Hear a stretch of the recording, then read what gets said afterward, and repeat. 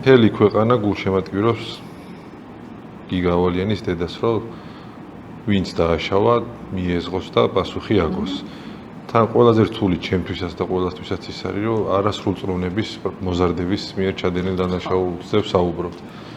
როგორ მიდის მოზარდი აი ასეთი დაუნდობელი, ასეთი ცუდი არ მინდა რომ თქვა, მაგრამ ცუდი ადამიანობა აბა სხვა რა, როგორ ხდებიან ასეთები სპეციალისტის შეფასებით, არ ვიცი.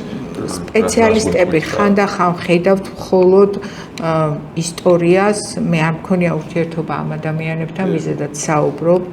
ზოგადად თქვა მოზარდები რატო არიან ასეთი დაუნდობელი? საინტერესოა და კარგი კითხვა.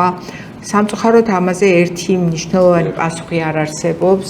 მოზარდი, რომელიც ჩამოყალიბების პროცესშია, შეიძლება ყალიბდება გარკვეული ტიპის პიროვნებად, რომელსაც მოგვიანებით დიაგნოზით შეიძლება დაესვას. ესაა მაგალითად ანტისოციალური პიროვნული ასლობა, უკვე ისმება 18 წლის ზემოთ, მანამდე ამ დიაგნოზს არ ვიყენებთ, მაგრამ არსებობს ისეთი მენტალური კონსტრუქცია, როდესაც ემპათია არ გამოუმუშავდა, არ აქვს დაუსჯელობის განცდებიც ხელს უწყობს ამას, მაგალითად ის რომ ხელშეუხებელია, გარანტიები აქვს რაღაც. არის კიდევ ის რომ შესაძლებელია ეს მოდუსი, ეს ქცევის ეს მოდუსი მიღებულია იმ გარემოში, სადაც ის იზრდება.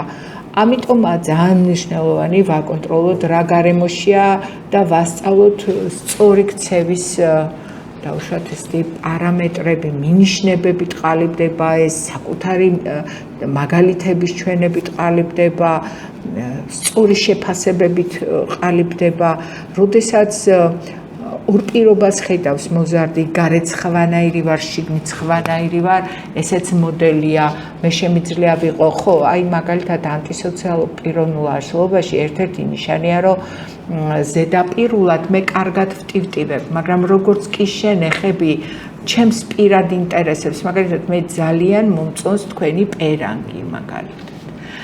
7 წლამდე მე თქვენთან რომ მოვედი და მოვიპარე თქვენი პერანგი, არაფერი არა იცით რეალურად, იმიტომ რომ მე არ ვიცი რას ნიშნავს საკუთრება. მაგრამ 14 და 15 წლის ასაკში მე რომ თქვენ არათუ მოგპარებთ, არამედ გაიძულებთ რომ გაიხადოთ და მომცეთ პერანგი, ეს უკვე სხვა ტიპის პრობლემაზე საუბრობს და სხვა ტიპის პრობლემაა.